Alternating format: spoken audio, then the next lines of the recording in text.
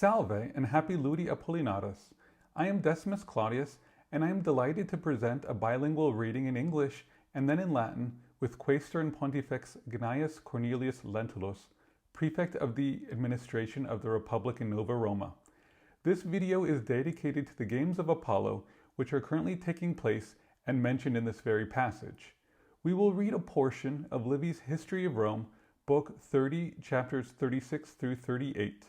This starts directly after the Carthaginians under Hannibal have not only been driven out of Italy, but were defeated in the Battle of Zama in modern-day Tunisia in 202 BC in the previous chapters. The Second Punic War is now coming to an end.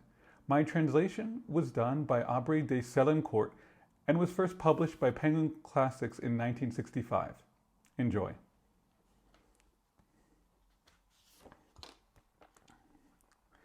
Immediately after the battle, Scipio stormed and plundered the enemy's camp and returned with an immense amount of booty to the sea in his ships after he received a message that Lentulus had arrived at Utica with 50 warships and 100 transports bringing supplies of all kinds. This made him decide to strike terror into Carthage from all sides while she was still reeling from the blows she had received. So he sent Laelius to Rome with the report of the victory, ordered Gnaeus Octavius to bring legions to Carthage by land, and set sail himself from Utica towards the harbor of Carthage with his original fleet augmented by the new ships brought by Lentulus.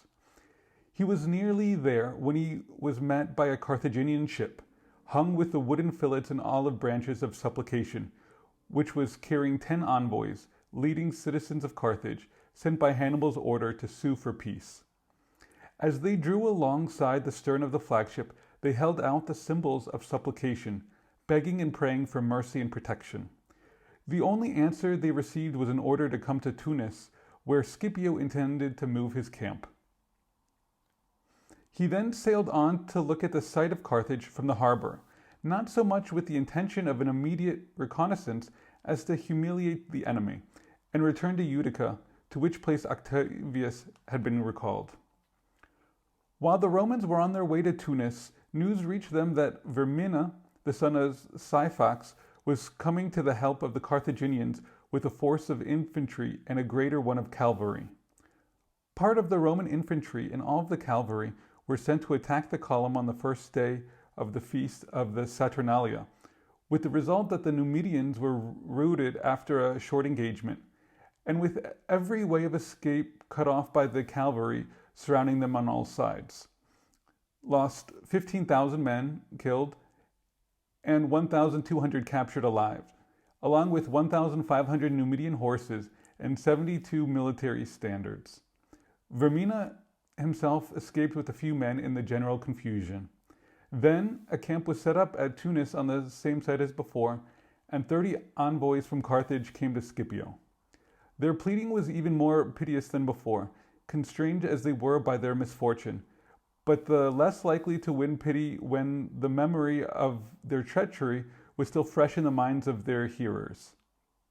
A council was held, in which righteous indignation impelled everyone to urge the destruction of Carthage.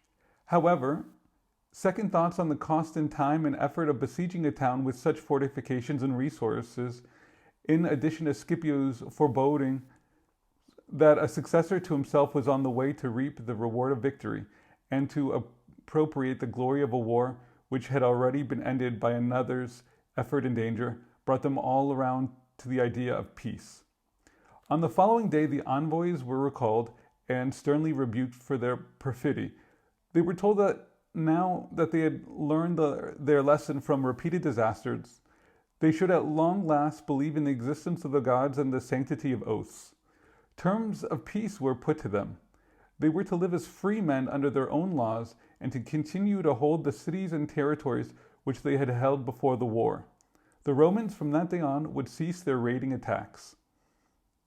All deserters, runaway slaves, and prisoners of war were to be delivered to the Romans, all warships to be surrendered, with the exception of 10 triremes, and all the trained elephants in their possession were to be handed over and no more to be trained. They were not to make war on anyone inside or outside of Africa without permission from Rome. They were to make restitution to Massinissa and draw up a treaty with him. They must supply grain and pay to the allied troops until their own envoys had returned from Rome. They were to pay 10,000 talents of silver, spread by equal installments over 50 years, and to hand over 100 hostages of Scipio's choosing between the ages of 14 and 30 years. An armistice would be granted, provided that the transport ships captured during the previous time of peace were returned, together with their crews and cargoes. Otherwise, there would be no armistice, not any hope of peace. These, then, were the terms the envoys were told to take home. When they were put before the Carthaginian assembly, a senator named Gisgo came forward to oppose the peace. The crowd listened, uneasy about the peace terms, but anxious not to lose them, until Hannibal could bear it no longer. That words like that should gain a hearing at a time of such crisis, and pulled Gisgo down from the platform with his own hands. This was something new in a free state, and the murmur of indignation it roused left Hannibal, the disciplined soldier, astounded at the license of a city mob. In quotes, "I was 9 years old," he said, "when I left you, and after 36 years I have returned. Destiny, both personal and public, since boyhood has taught me all a soldier should know, and I think I have learned my lesson well, but it is left to you to train me in the rights, laws, and usages of the city and the forum." After this apology for his ignorance, he spoke at length about the peace, showing that it was far from unfair and must be accepted. The greatest difficulty of all the terms imposed was that of the ships captured during the truce, since nothing was forthcoming except the ships themselves, and investigation was made difficult by the fact that anyone accused would oppose the peace. It was decided that the ships must be restored and the crews traced at all costs, and that it should be left to Scipio to assess the value of what was missing so that the Carthaginians could make restitution in cash. Some historians say that Hannibal went straight from the battlefield to the coast, where a ship was ready to take him at once to King Antiochus, and that was when Scipio demanded Hannibal's surrender as a first essential. He was told that Hannibal was not in Africa. After the envoys had returned to Scipio, the quaestors were ordered to make an inventory from the public accounts showing what public property had been on the ships, and the owners were told to declare the private property. Then, in payment of the total sum, 25,000 pounds of silver were exacted on the spot. A 3-month armistice was then granted the Carthaginians, with the additional clause that throughout the period of armistice, they were not to send envoys to any other place than to Rome, and if any envoys came to Carthage, they must not be sent away until the Roman commander had been informed who they were and why they came. The Carthaginian envoys were accompanied to Rome by Lucius Veturius, Philo Marcus Marcius Ralla, and Lucius Scipio, the general's brother. During this time, supplies of grain from Sicily and Sardinia caused such a drop in price that merchants left some of the corn to the sailors in place of freight money. In Rome, the first news that the Carthaginians had renewed hostilities had caused great alarm. Tiberius Claudius had been ordered to take his fleet promptly over to Sicily and thence to Africa, and the other consul, Marcus Servilius, to wait outside the city until more should be known about the situation in Africa. Claudius had not attempted to hurry on the preparations for assembling and launching the fleet, because the Senate had voted that the authority for settling terms of peace should rest with Scipio rather than the consul. Reports of prodigies following on the rumors of fresh hostilities had added to the country's fears. At Cumae, the sun was partially eclipsed and it rained stones, and in the district of Velitrae, the ground subsided in huge caverns where trees were sucked down into the depths. At Aricia, the marketplace and surrounding shops, and at Frusino, the town wall in several places and a gate were struck by lightning. And on the Palatine Hill there were a shower of stones. This last was expiated by a 9-day rite, in accordance with ancestral custom, and the rest by sacrifice of full-grown victims. Meanwhile, The rivers rose to unusual height, and this too was interpreted as a portent, for the Tiber overflowed so far that the games of Apollo had to be transferred from the flooded Circus Maximus to a site outside the Colline Gate, near the temple of Venus of Eryx. On the very day of the games, however, fine weather returned, and a message was brought that the floods had subsided from the circus. The procession had already set out for the Colline Gate, but it was recalled and sent back. The restoration of the games to their appropriate place added to the delight of the people and the numbers who attended. Scipio confestiam prolio expugnatis ostium castris direptisque, cuingenti praeda ad mare ac naves radit, nuntio allato publium Lentulum, cum quinquaginta rostratis cantum onerariis cum omni genere commeatus ad utica ac sisse. Ad movendum igitur undique terrorem per culsae Carthagini ratus, misso Laelio Roman cum victoria nuntio Naeum Octavium terrestri itinere ducere legiones Carthaginem iubet.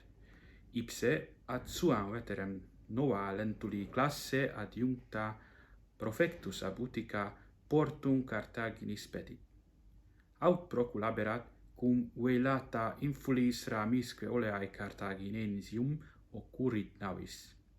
Decem legati eran principes civitatis auctore annibale missi ad patendum pacem, qui cum ad pupim praetoriae navis ac sissen velamenta supplicium porrientes orantes implorantesque fide ac misericordiam Scipionis.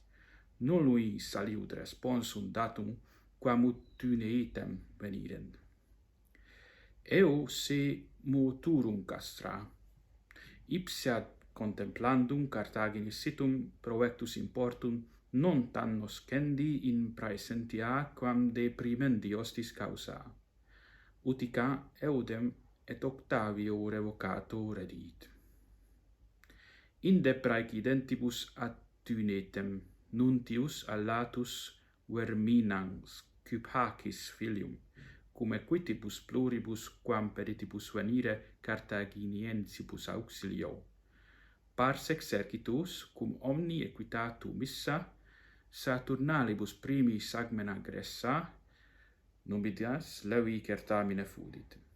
Exitu quoque fugae intercluso a parte omni circundatis equitibus quindecim milia hominum caesa 1000 ducenti vivi capti et equi numidici 1000 quingenti signa militaria duo septuaginta.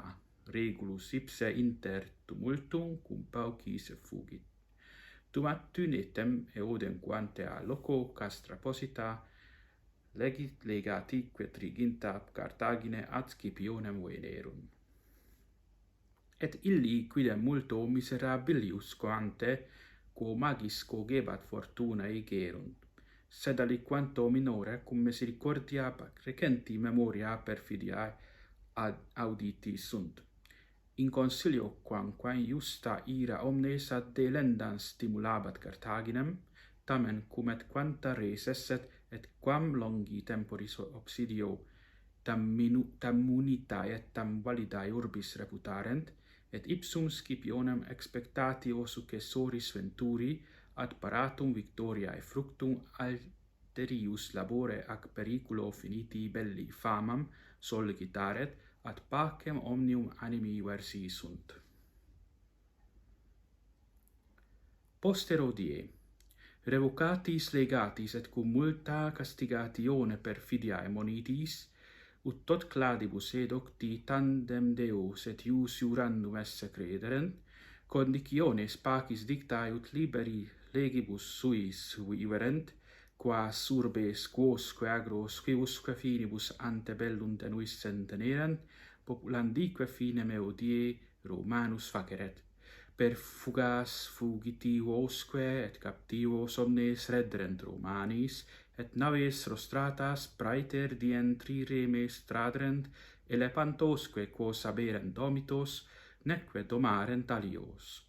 Bellum neve in Africa, neve extra Africa in iussu populi Romani gererent, mas in issa res redderent foedusque cum eo faceren.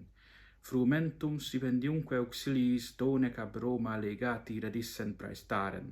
Decem milia talentum argenti de scripta pensionibus aequis in annos quinque aginta soloren.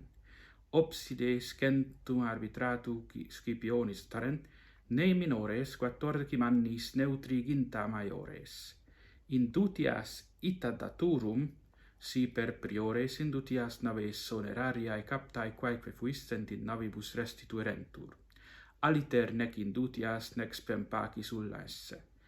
Has conditiones legati cum dom refereus in conditione ederent, et gisgo ad dissuadendam pacem processissent, audireturque a multitudine inquieta edam et imbelli, indignatus Hannibal dicia in tali tempore audirique reptum gisgonem manu sua ex superiore loco detraxit.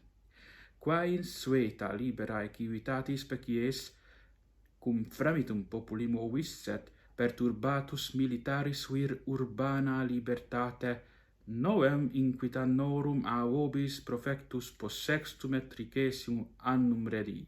Militares artes quas mea puero fortuna nunc privata nunc publica docuit, probe videor scire. Urbis ac fori iura leges mores vos meo portet doceatis. Excusata imprudentia de pace multis verbis disseruit, quam nec inique et necessaria esset.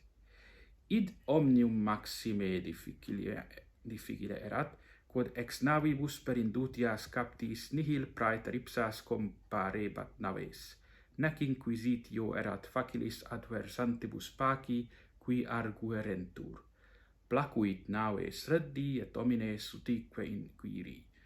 Cetera, quae abessent aestimanda, Scipioni permitti atque ita pecunia alluere Carthaginienses. Sunt qui Hannibalem exaciad mare pervenisse, inde praeperata nave ad regem Antiochum ex templo profectum tradant, postulantique ant omnia Scipioni ut Hannibal sibi traderetur responus suesse Hannibal in Africa non esse. Postquam redierunt ad Scipionem legati, quae publica in navibus fuerant, ex publicis de scripta rationibus quaestores, quae privata profiteri dominiussit. Pro ea summa pecuniae viginti quinque milia pondo argenti praescentia exacta, indutiaeque Carthaginiensibus data in 3 menses. Additum ne per indutiarum tempus alio usquam qua Roma mitterent legatos et qui cumque legati Carthaginem venissen, neante dimitterent eos qua Romanum imperatorem, qui et quae petentes venissent certiorem facerent. Collegatis Carthaginiensibus Romam missi Lucius Veturius Philo et Marcius Ralla et Lucius imperatoris frater. Per eus dies commeatus ex Sicilia Sardiniaque tantanguilitatem annonae fecerunt, ut pro vectura frumentum nautis mercator relinqueret. Romae ad nuntium primum rebellionis Carthaginiensium trepidatum fuerat, iussusque erat Tiberius Claudius mature classem in Siciliam ducere, atque inde in Africam traicere, et alter consul Marcus Servilius ad urbem morari done quo stature es in Africa essens ciretur. Segniter omnia in comparanda de ducendaque classe, ab Tiberio Claudio consule facta erant quod patres de pace Scipionis potius arbitrium esse quibus legibus daretur, quam consulis censuerant. Prodigia quoque nuntiata sub ipsam fama rebellionis ad tolerant errorem. Cumi solis orbis minui visus et pluit lapideo imbri, et in veliterno agro terra ingentibus cavernis concedit arboresque in profundum austae. Ariciae foruent circa tabernae Frusinone murus, aliquot locis et porta de caelo tracta, et impalatio lapidibus pluit. It prodigium more patrio noendiali sacro cetera hostis maioribus expiata. Inter quae etiam aquarum insolita magnitudo in religionem versa, nam ita abundavit Tiberis, ut Ludi Apollinares circo inundato extra portam collina et aedem erucinae veneris parati sint. Ceterum ludorum ipso die subita serenitate orta pompa duci coipta ad portam collinam revocata deductaque in circum escundece sisse inde aquam nuntiatu esset. Laetitiamque populo et ludis celebritatem addidit sede sua solemni spectaculo reddita.